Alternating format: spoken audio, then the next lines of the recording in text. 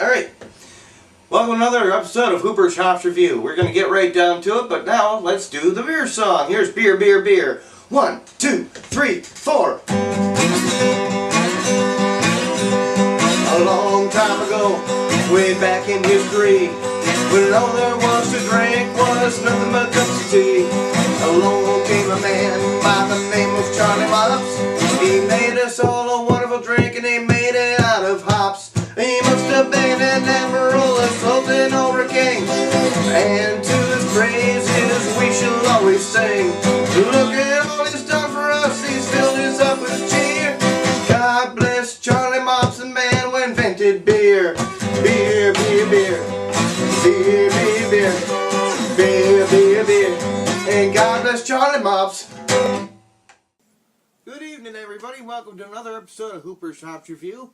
Of course, my name is Hooper, and I would like to take a moment to introduce the new co-host of our show, Ezra. Sir, welcome aboard. Greetings, and greetings everybody out there in Internetville. As he said, my name is Ezra. I have a bit of a background in beer, and pretty much basically that means I like to drink a lot of beer, and that kind of evolved into trying different kinds, the new craft beers that are out on the market, and what I'm going to do is help bring a little bit more of a aspect to the reviews here on Hooper's Hops. Well, two opinions are always better than one, so thanks a lot for coming aboard, and we're going to have a great time. Indeed. Okay, I think this week we're going to do something a little bit different, and to celebrate Ezra coming aboard, let's do the chug of the week now. Okay, if you insist. Well, I do. Cheers.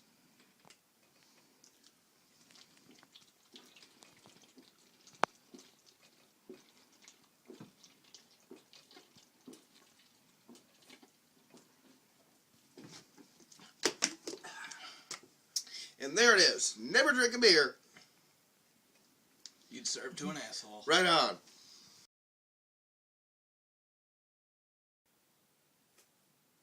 Alright, everybody. Spring is finally here. It's finally warming up a little bit. But, you know, a couple things that usually bring in some signs for spring. Number one, basketball season. I got to give big props to Syracuse. They're playing Michigan tonight. Good luck to you. And another thing that happens in the springtime is the release of Bock beer. And we have Genesse Bock beer right here. Now, you notice on the front, there's a billy goat on the front. And there's a cool little story about that. You see, the Bock beer was originated in a small little town in Germany called Eisbeck. And it became real popular to serve that in times of springtime. It's been brewing all winter, so it's real potent, it's real dark. So and it got real popular, so it moved on to Munich. And they have a Bavarian accent. So instead of Eisbeck, they say Eisbock, their word for billy goat. So they made a little pun on it, and kind of like an industry little in-joke. So now all pictures of Bock beer labels have a billy goat on it, and that's where it came from. All Bock beer? Because, I mean, I've had lots of Bock beer that I've never seen a goat. This is actually one of the first ones that I've ever seen a goat on. Yeah. And I've had a lot of beer from Germany over the years. Mm-hmm. My family's from there, so on and so forth. And, I mean, I'm not directly from there, but regardless, I've never seen billy goat on a label before. Well, now that you know that, though, keep an eye out for it. I'll bet you'll see it more and more now that you've got something to look for. I've seen like polka ladies, yeah, and beer wenches and things like that, yeah, but never a billy goat. Well, so that's an interesting tidbit and something to look out for. Yep. So let's give this a pour, see how it looks.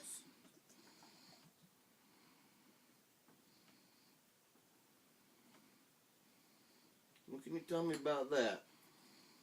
I can tell you, it's got a deep amber color to it. Mm-hmm. A lot of carbonation sticking to the side of the glass once again.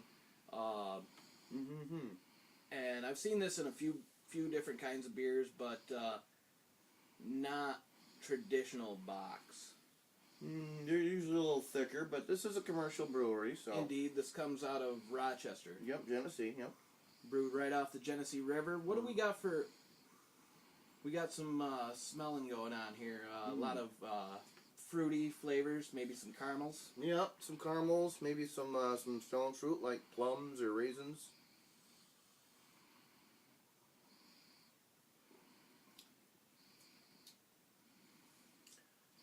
It's got a real dark flavor to it. Yeah. It's got that Genesse yeasty flavor though. Let you know you're drinking a Jenny. But this is gonna hurt tomorrow. You know something though? For a designation of this style to be attempted by a brewery like this is very brave. Indeed. They've been doing craft before craft was cool. Yeah, So, they've got their own little niche going on. Yeah, well, they have a red, they have a 12-horse ale, a Fife and Drummer ale. They have a whole bunch. So, Jenny, here's to you, man. And remember, guys, never drink a beer you'd serve to an asshole.